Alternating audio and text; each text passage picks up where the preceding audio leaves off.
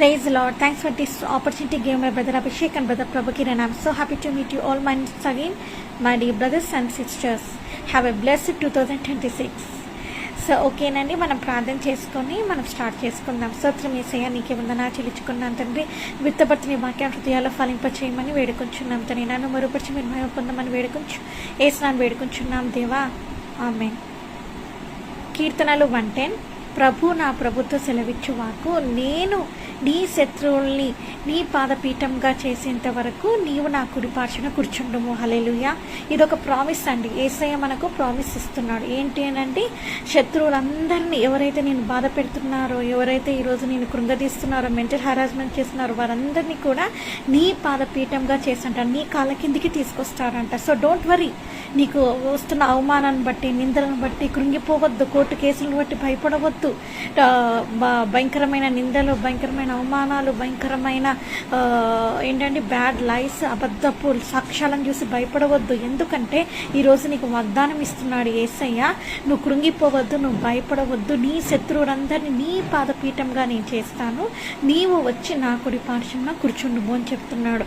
దేవుడే చెప్తున్నాడు. యేసయ్య కుడిపార్శ్వన నువ్వు కూర్చుని చూడండి, నేను ఈ శత్రువుని పాదపీఠంగా చేయే వరకు నీవు నా కుడిపార్శ్వన కూర్చుండము. కుడిపార్శ్వన కూర్చోమని ఎంత ఆతిథ్యతగా ఇచ్చినాడు చూడండి యేసయ్య.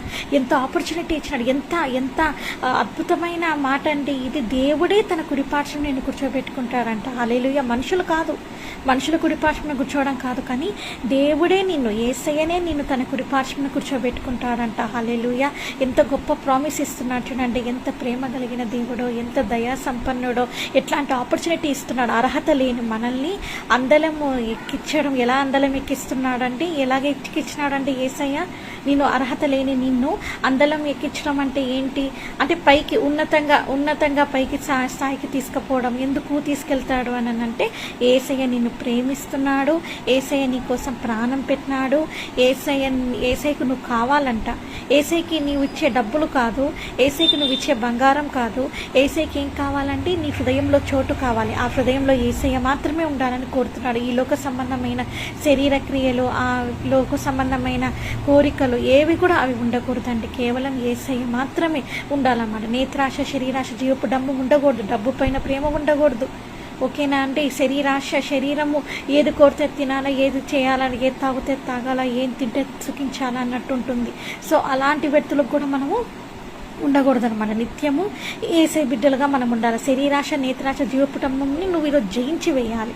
హల్లెలూయా. అప్పుడు నువ్వు దేవుని కుడిపార్శ్వన కూర్చుంటావన్నమాట. అప్పుడు యేసయ్య ఏంటంటే తన కుడిపార్శ్వన నేను కూర్చోబెట్టుకుంటాడు. నీ శత్రువులందరినీ కూడా పాదపీఠంగా చేస్తానని, పాదపీఠంగా నీ పాదపీఠంగానే చేశాడు. తన పాదపీఠంగా కాదు, నీ పాదపీఠంగా నీ కాళ్ళ కిందకే తీసుకొస్తానని సెలవిస్తున్నాడు. అది యేసయ్య ఈ 2026లో ఈ లైవ్ చూస్తున్న వారందరికీ ఇస్తున్న ప్రామిస్ అన్నమాట.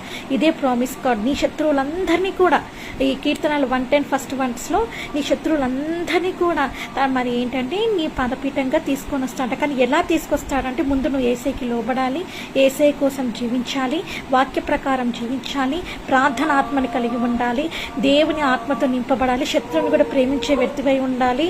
ఇంకొకటి ఏంటంటే, అబద్ధ సాక్ష్యం చెప్పకూడదు, అల్లరితో కూడుకున్న ఆటపాట చూడకుండా యేసయ్యకి ఇష్టమైన కుమారుడుగా నువ్వు ఉన్నప్పుడు యేసయ్య నీ జీవితాన్ని ఎంతో ఉన్నతంగా దీవిస్తాడంట. ఇంకా అందరికంటే పైకి హెచ్చిస్తాడు.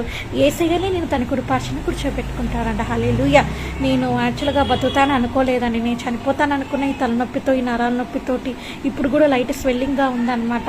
సో ఉంది, కానీ యేసయ్య నన్ను చావు నుంచి బతికిచ్చాను. నేను ఒకటే అనుకున్నాను, యేసయ్య నువ్వు బతికిస్తే బతికించండి, తీసుకుంటే తీసుకుని, అంత మీ ఇష్టమే. కానీ యేసయ్య నన్ను బతికించి, మరణ బంధకాల నుంచి నన్ను విడిపించి, మరణం నుంచి నన్ను విడిపించి, అపవాదిక కట్ల నుంచి నన్ను విడిపించి, ఆ తలనొప్పి నుంచి, నరాల నొప్పి నుంచి విడిపించి నన్ను మీ మధ్యకి తీసుకొని వచ్చాడు.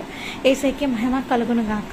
ఓకే, కాబట్టి యేసయ్య కుడిపార్శ్వన ఇప్పుడు నేను కూర్చొని ఉన్నా. అలానే మీరు కూడా యేసయ్య కుడిపార్శ్వన కూర్చోండి. అప్పుడు మీ శత్రువులందరినీ, నీకున్న రోగం కావచ్చు, నీకున్న అనారోగ్యం కావచ్చు, నీకున్న ఫైనాన్షియల్ ప్రాబ్లం కావచ్చు, ఆర్థిక ఇబ్బందులు కావచ్చు, అన్ని ఏవైతే అప్పులో ఉన్నారో, కోర్టు కేసులు ఉన్నాయో, అన్నిటి నుంచి నీకు యేసయ్య జయం ఇచ్చి తన కుడిపార్శ్వన కూర్చోబెట్టుకుంటాడంట. ఇదే తండ్రైన యెహోవా దేవుడు ఇస్తున్న వాగ్దానం, కుమారుడైన యేసుక్రీస్తు ఇస్తున్న వాగ్దానం. హల్లెలూయా. యేసయ్యకి మహిమ కలుగును గాక. ప్రార్థన చేసుకొని ముగించుకుందాం. స్తోత్రం యేసయ్య, మాతో మీరు మాట్లాడేందుకు నీకే స్తోత్రం. 2026లో మీరు ఇచ్చిన వాగ్దానానికి నీకే ఉందా, నీ విత్తబడుతున్న వాక్యం హృదయంలో ఫలింప చేయమని, నీరు గట్టి ఫలింప చేయమని వేడుకొంచు. నన్ను మరుపరిచి మీరు మహిమ పొందమని వేడుకొంచు ఏసునాన్ని వేడుకొంచున్నాను తండ్రి. ఆమేన్. మా తండ్రి అయిన దేవుని ప్రేమయు కుమారుడైన యేసుక్రీస్తు కృపయు పరిశుద్ధాత్మ దేవుని సహవాసం మీకు కుటుంబాల తోడైనను గాక. ఆమేన్. ఆమేన్ అండి. రేపు కలుసుకుందాం.